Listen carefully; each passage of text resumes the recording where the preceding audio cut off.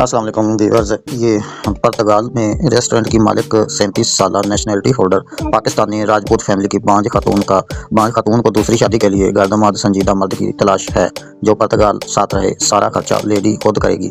ये इनकी मुकम्मल डिटेल आपके सामने है और साथ में इनकी पिक्चर ऐड की है, साथ में इनका पासपोर्ट ऐड किया हुआ है और इनका जो पुर्तगाल का आई डी कार्ड वगैरह है वो भी यहाँ पे पोस्ट किया गया है जस्ट आपको प्रूफ देने के लिए।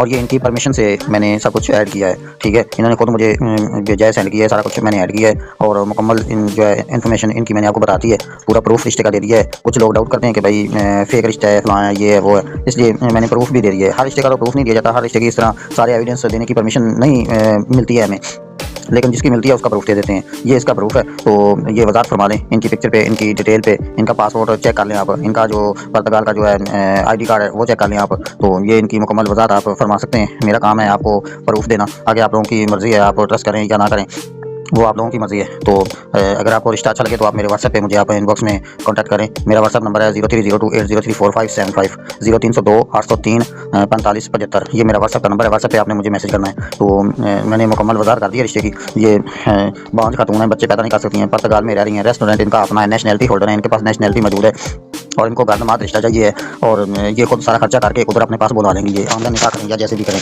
ठीक है। शुक्रिया।